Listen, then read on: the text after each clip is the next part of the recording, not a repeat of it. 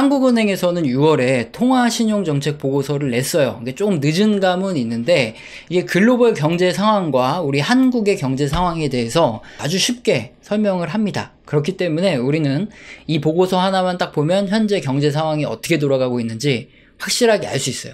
그래서 월말이다 보니까 이 부분 한번 확인하면서 종합적으로 현재 경제 상황을 한번 점검해보고 어떻게 흘러가는지 알아보도록 하겠습니다. 자, 이게 OECD 경기 선행 지수고, 이게 글로벌 PMI고, 그리고 글로벌 서비스업 PMI, 구매 관리자 지수, 뭐 이렇게 보시면 됩니다. 근데 거의 비슷한 흐름으로 2020년도부터 쭉 증가하다가 2022년 쭉 나빠지고 최근에 그래도 조금씩 개선되고 있다. 특히 서비스업은 개선되는데 경기 선행 지수는 아직도 둔화되고 제조업 PMI, 구매 관리자 지수도 아직도 떨어지고 있다. 이게 지금 세계 경제 상황이에요. 특히 제조업 같은 경우에는 여기 글로벌 제조업 이 똥색, 갈색으로 된 거 이렇게 보시면 계속 부진해요. 제조업은 계속 부진한 흐름이 이어지고 있고 제조업 생산과 투자 감소가 나타나고 있습니다. 그리고 중국이 서비스업 중심으로 경제가 회복되고 있기 때문에 세계 교역도 부진한 흐름이 나타나고 있어요.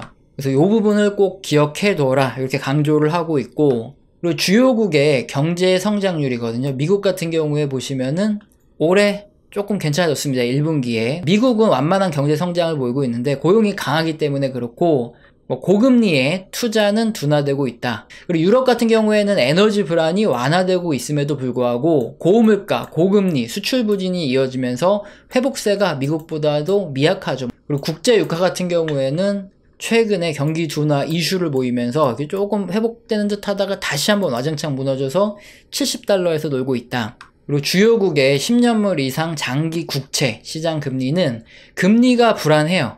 그래서 약세 흐름을 보이고 있다가 최근에 살짝 반등하는 모습이 나타났고, 독일도 마찬가지입니다. 은행 시스템이 굉장히 불안하죠. 그러면서 기준금리 인상 영향 등으로 등락을 지속하고 있다.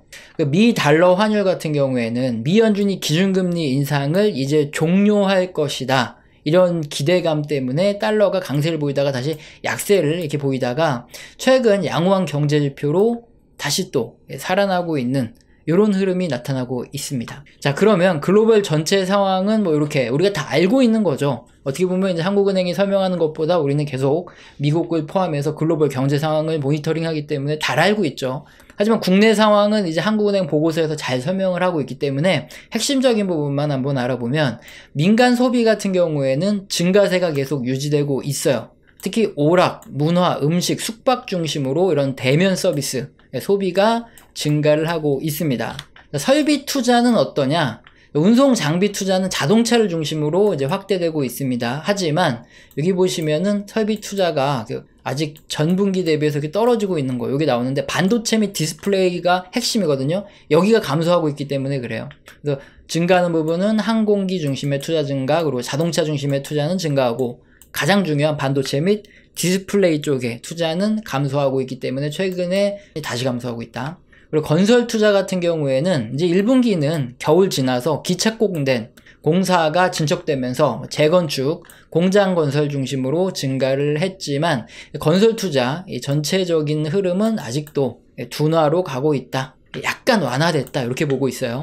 수출은 여전히 1분기에도 계속 감소를 하고 있어요. 이게 반도체, 휴대폰, 서버 등 이런 IT 쪽의 수출이 떨어지고 있는데 수요가 부진하기 때문에 그렇고요. 반면에 자동차, 선박 쪽은 1분기에 수출이 증가를 했습니다. 또 화공품, 철강 쪽 수출은 글로벌 수요가 부진해서 역시 부진한 상황이고요.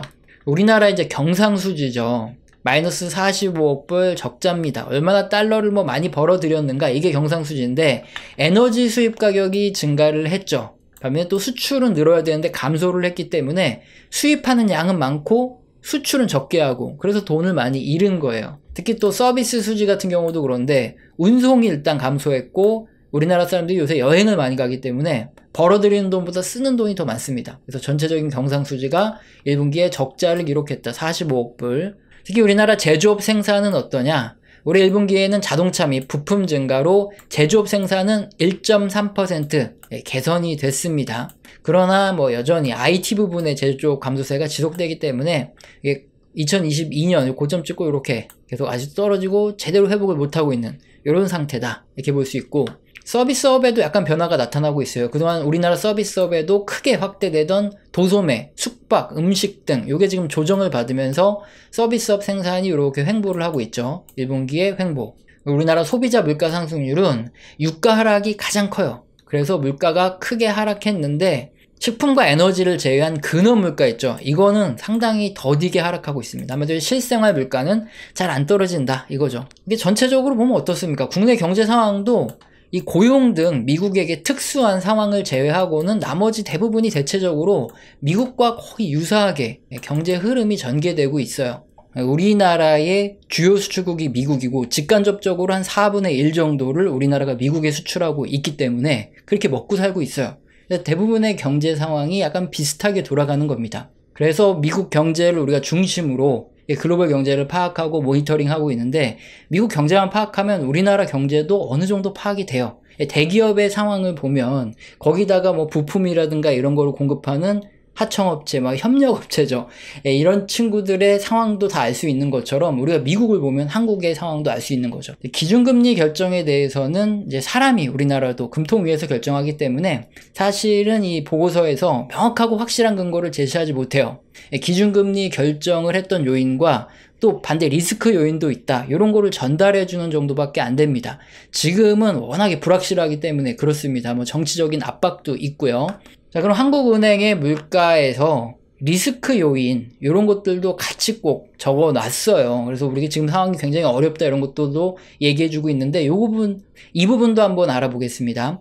근원 인플레이션이 지금 쉽게 떨어지지 않는 굉장히 불확실한 상황이 지속되고 있어서 자기들도 물가에 대해서 불확실하다. 그래서 잘 모르겠다. 이렇게 보고서에 나와 있고 앞으로 또 공공요금 인상이 현실화되겠죠. 뭐 전기, 가스 요금 이런 게 인상이 될 경우에는 전반적인 파급 효과로 이렇게 추가적으로 물가가 더 상승할 수 있는데 어떻게 될지 모르니까 반영을 안 했다. 이렇게 얘기를 하고 있고 한국의 GDP 대비 가계부채 비율이 여기 보시면은 굉장히 높고 증가율도 높아요. 상승폭도 크기 때문에 이게 소비를 제약하고 위기 가능성을 증대시킬 수 있는 거 이거는 뭐 누구나 다 알고 있는데 아직 이게 어떤 결과를 어떤 뭐 파급 효과를 가져올진 모르겠다 이렇게 평가하고 있고 또 주간 아파트 매매 가격 변동률인데 제대로 잘 떨어지고 있다가 최근 정부 정책으로 다시 또 가계대출이 증가를 하고 있대요. 그래서 디레버레이징이라 그러죠. 우리나라 가계부채 비율이 이렇게 여간에 높아가지고 이게 안 떨어지면 굉장히 위험한 상태인데 이게 지금 다시 또 가계대출이 증가하고 있어서 파급 어떤 폭탄이 터질지 아직도 한국은행은 모르겠다. 정부 정책의 의견이 반한다. 뭐 이렇게 언지를 주고 있습니다. 그리고 중국의 소비가 제조업이 아니라 서비스업을 중심으로 증가하고 있어서 우리 수출 부진은 지속될 가능성이 높다. 그리고 공공요금 인상이 지연돼도 문제예요. 에너지 수입이 증가되기 때문에 경상수지 적대가 또 확대가 돼서 경상수지는 뭐죠? 달러를 얼마큼 벌어들였냐 이걸 측정하는 거라고 말씀드렸는데 그게 돈을 못 벌으면 계속 돈을 못 벌으면 이제 투자도 잘 안 들어오고 여러 가지 문제가 생길 수 있기 때문에 이것도 문제다 얘기하고 있어요. 그래서 전반적으로 한국은행의 총평은 보면 해소되지 못한 여러 가지 문제가 지금 리스크가 너무 많다 솔직히. 하지만 이번에는 금리를 동결했다. 어쩔 수 없는 상황이다 자기들도.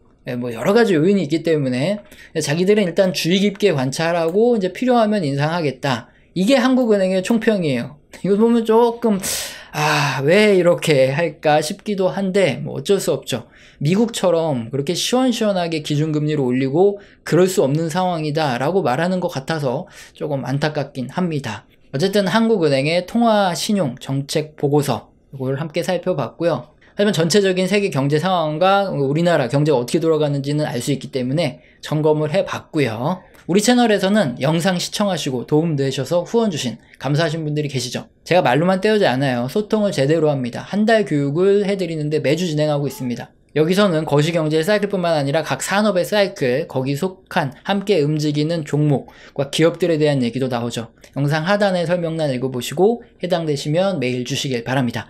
오늘 영상도 마음에 드셨다면 구독과 좋아요는 꼭 눌러주시고 지속적인 시청 부탁드립니다. 감사합니다.